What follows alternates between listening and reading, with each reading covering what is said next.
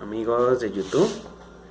En este video quería hablarles sobre si una ley enfocada en algún tipo de discapacidad del tipo cognitivo, ya sea autismo, síndrome de Down o alguna condición en particular, si es algo o no, si eso no es inclusivo. Este video pues lo hago porque hubieron algunas personas que se contactaron conmigo que querían que les ayudara pues a elaborar una ley solo para personas con autismo. Bueno, lo que voy a decir a continuación pues es solo mi punto de vista y pues mi opinión. Yo creo que realmente una ley que esté diseñada solamente para un grupo, para una condición en particular, dentro de lo que es la discapacidad mental o cognitiva, es un esfuerzo poco inclusivo. ¿Por qué? Porque, por lo menos en mi caso, yo he conocido pues varias personas con Asperger y con autismo, pero también he tenido la oportunidad de conocer a personas con otras condiciones mentales, incluso condiciones que se asemejan al autismo, pero que no están dentro del espectro del autismo. Y me he podido dar cuenta que las necesidades realmente son muy similares, o sea, son muy parecidas. Digamos, puede haber una persona que tenga autismo y le guste la música. Entonces esa persona puede necesitar ayuda para poder estudiar música. Me refiero a que puede necesitar de pronto apoyo de la institución educativa para poder hacer cosas como tomar apuntes, para poder seguir las clases. Pero puede haber, digamos, otra persona que no tenga el diagnóstico de autismo, pero tenga, por ejemplo, retraso madurativo y que tenga las mismas necesidades, en el sentido de que necesita un ambiente inclusivo, necesita adaptaciones curriculares para que pueda pues incluirse en el sistema educativo.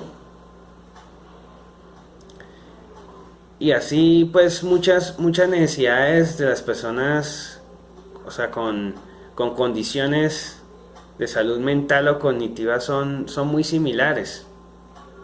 Como voy a explicar más tarde en lo que es la estrategia RBC, que es la rehabilitación basada en comunidad.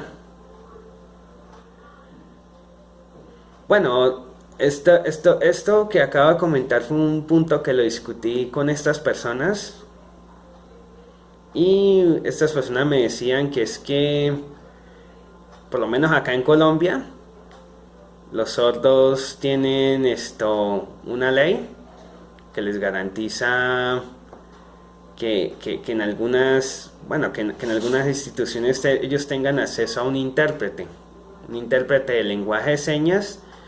Y esa ley explica qué es lo que es el lenguaje de señas como tal. O sea, que se reconoce como lenguaje de señas. Pero entonces, también sí hay, como ejemplo, esta otra ley que habla, digamos, que es para las personas con discapacidad visual o los ciegos, que habla del software JAWS. Software JAWS es un software lector de pantalla que permite a una persona con discapacidad visual poder usar un computador. Y también está el Magic, que es un amplificador de pantalla. Ahora bien, yo opino que pues dentro del ámbito de estas dos discapacidades, pues una ley pues que hable de sus necesidades, pues sí es algo inclusivo. ¿Por qué? Porque, digamos, las personas sordas y las personas ciegas tienen necesidades muy similares. independientemente, obviamente pues hay que tener en cuenta que entre las personas, digamos, con discapacidad auditiva, hay personas hipoacúsicas, o sea, personas que oyen algo, oyen muy poco, pero algo alcanzan a oír, entonces pueden necesitar unos audífonos simplemente que amplifique los sonidos y que les ayude a escuchar mejor. Pero ya la persona sorda, que ya no oye absolutamente nada, pues ya necesitará el lenguaje, utilizar el lenguaje de señas y el intérprete. O aprender algo como aprender a leer los labios. La persona con discapacidad visual podrá ya necesitar lo que es aprender braille o tener este software lector de pantalla. En cambio, la persona con baja visión puede que solamente requiera unos lentes especiales y ciertas ayudas. Pero entonces, ¿qué es lo que pasa? Que son dos grupos con necesidades muy homogéneas. Y esto mismo pasa con las personas con discapacidad mental y cognitiva.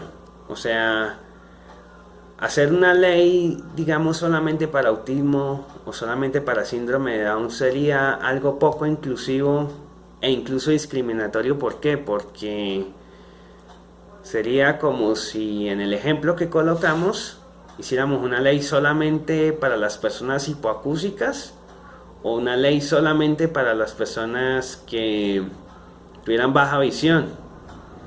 Entonces estaríamos excluyendo a las personas con discapacidad dentro de ese mismo grupo de personas. O sea, digamos, una ley solamente para personas hipoacúsicas excluiría a los que tienen sordera total y viceversa. Entonces, cuando las leyes se plantean, las leyes tienen que ser generales, pero deben ser amplias, o sea, no deben defender un grupo específico de necesidades, o si las defienden deben estar incluidas para incluir las necesidades de todo el grupo poblacional.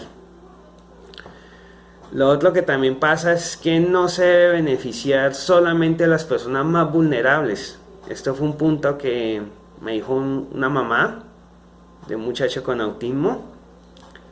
Sino sea la ley, una ley debe servirle a todo aquel que la necesite, independientemente del grado de discapacidad que tenga. Obviamente, pues, para que la persona pueda beneficiarse, pues deberá cumplir algunos requisitos.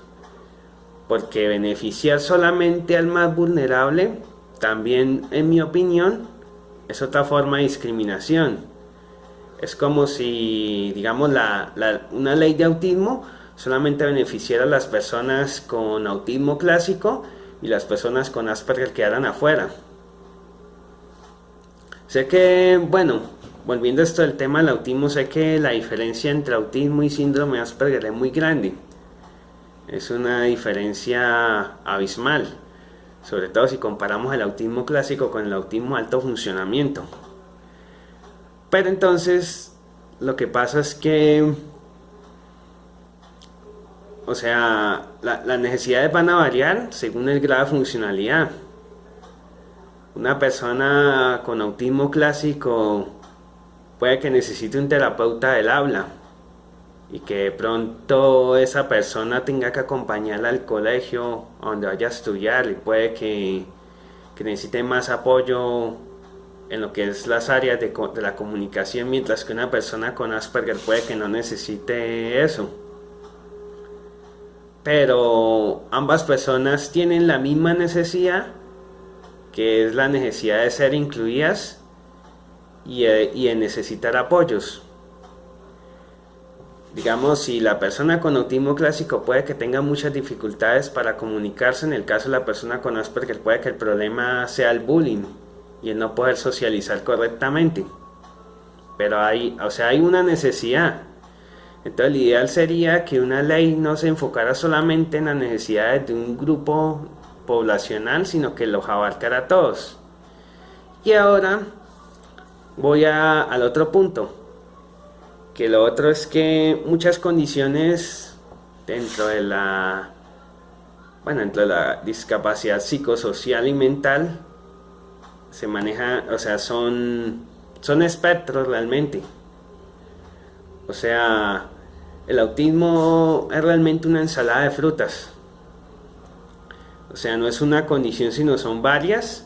Y como había dicho al principio, pues hay personas que no tienen un diagnóstico con autismo, de autismo, pero tienen necesidades, o sea, tienen características muy similares y por lo tanto las necesidades son muy parecidas. Entonces, hacer una ley solo para autismo estaría de algún modo excluyendo a esas personas. Entonces, realmente una ley que pretenda que pretenda servir a las personas con una condición cognitiva o mental, psicosocial o mental, debe primero partir de las necesidades más básicas, no ir a lo específico, pero debe abarcarlo todo. Y para eso es que pues propongo esto, la estrategia RBC. Y porque, ¿qué es lo otro que pasa? Que en el año 2006 se aprobó lo que es la Convención de los Derechos de las Personas con Discapacidad.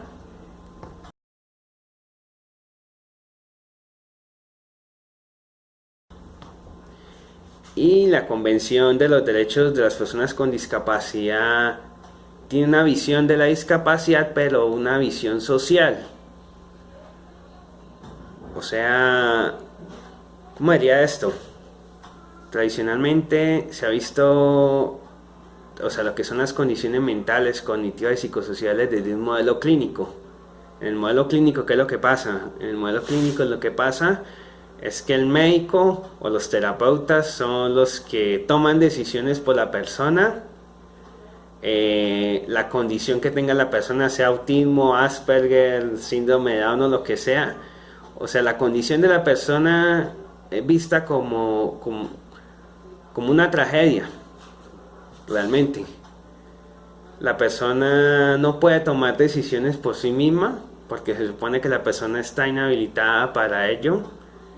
En el modelo clínico de la discapacidad, el diagnóstico es un pronóstico, o sea, realmente por esto mismo es una tragedia, porque si una persona nace ya con autismo, o sea, se le dice es que de pronto la persona no va a poder hacer nada. Y lo otro que también pasa mucho dentro del modelo clínico de la discapacidad es que la persona es la etiqueta. O sea, los médicos que tratan a esa persona dicen, ah, tengo un niño autista, el niño autista tal o el niño con síndrome de tal. O sea, no se va más allá y no se mira qué es lo que hay detrás de ese diagnóstico. Que detrás de ese diagnóstico pues hay una persona que tiene intereses, que tiene deseos, que tiene creencias, o sea, un ser humano. Ahora bien, la Convención de los Derechos de las Personas con Discapacidad lo que propone es una visión de la discapacidad, pero desde el punto de vista social. En el punto de vista social, lo que prima es el individuo, o sea, lo que es la etiqueta, el diagnóstico y todo, realmente no es la persona en sí, sino ya pasa a un segundo plano. Ya eso se convierte en una herramienta, por así decirlo, pero no más. Lo otro es que en el modelo social de la discapacidad, un diagnóstico es algo que no es definitivo ni que es un pronóstico y que es algo que puede incluso hasta cambiar. Lo otro que también pasa en este modelo social es que se centra en que el individuo pueda tomar él mismo sus propias decisiones, tenga autonomía propia. Esto busca además que el individuo, o sea, se le den herramientas, pero no para que él dependa de otras personas, sino para que el mismo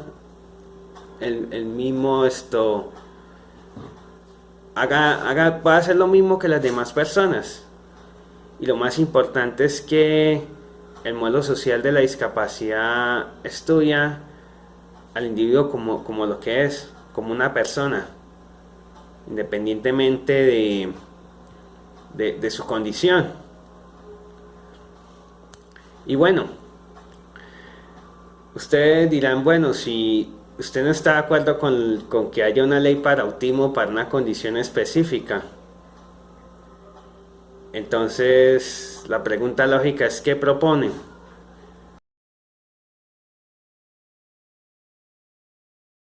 Bueno, en vista de que ya existe la Convención de los Derechos de las Personas con Discapacidad, que pues busca un modelo social, hay algo que también esto estudia la manera de cómo implementar un modelo social de la discapacidad y es la estrategia RBC. Y pienso pues que de esto es de lo que debe partir una ley pues que pretenda beneficiar a un grupo como el de las personas con discapacidad cognitiva y psicosocial.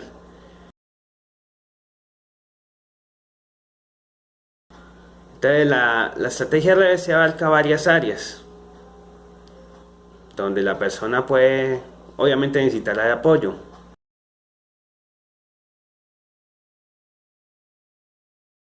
Una es el área de salud.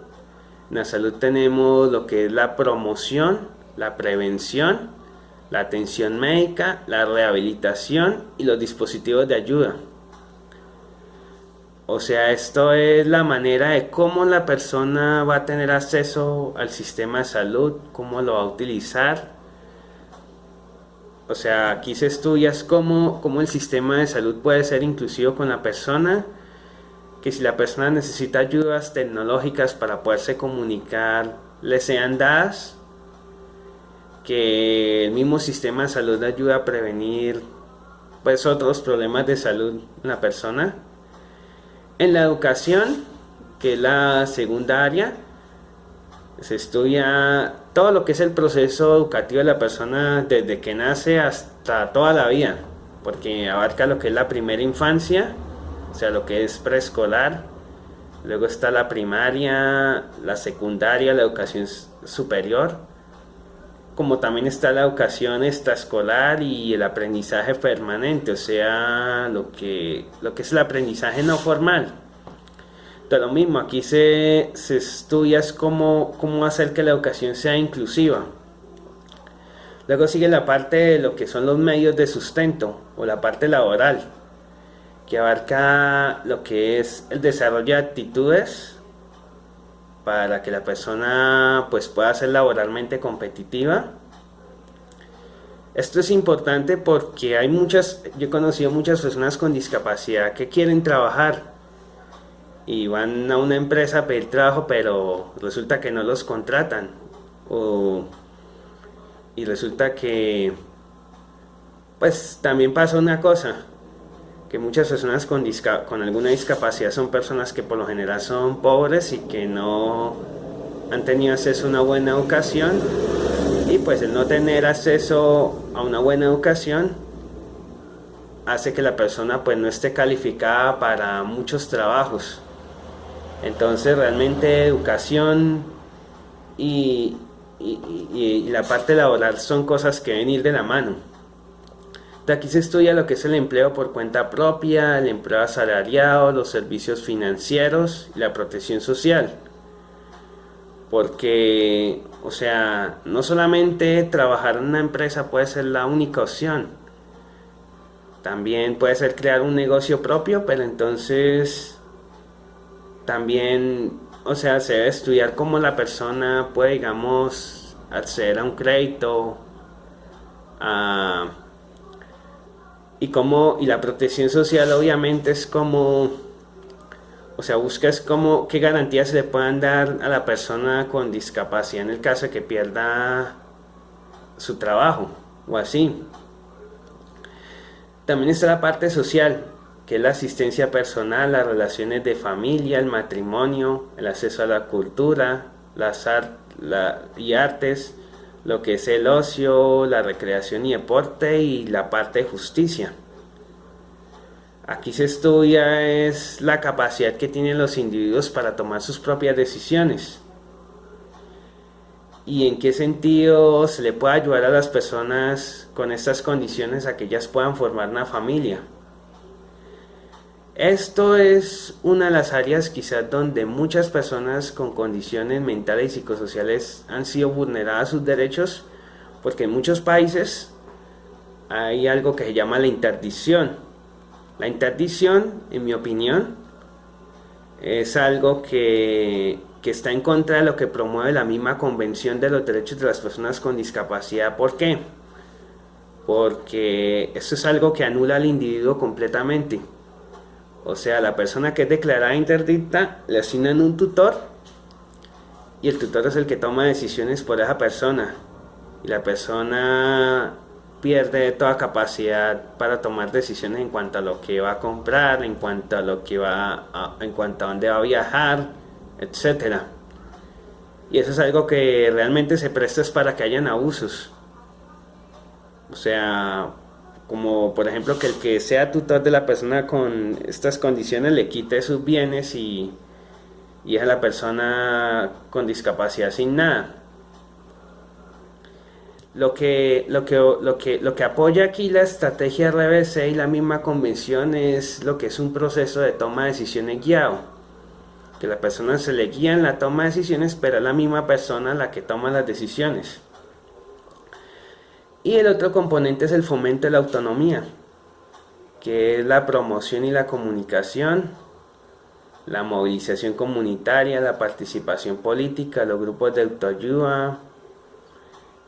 Esto buscas cómo las personas con las mismas personas con estas condiciones pueden organizarse, formar sus propias organizaciones, sus propios grupos.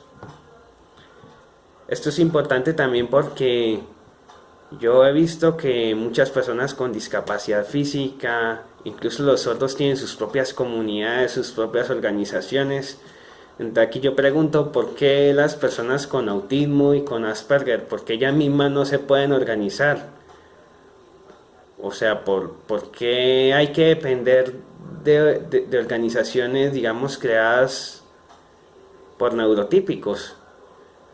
Aquí lo ideal es promover que por lo menos que en las organizaciones que pretenden representar a las personas con autismo, con síndrome de Down y demás condiciones, que por lo menos en la junta directiva haya una persona con la misma condición. Sería lo ideal. O sea, para que así así las mismas personas con esas condiciones puedan, pues, decirle ya mismas que necesitan.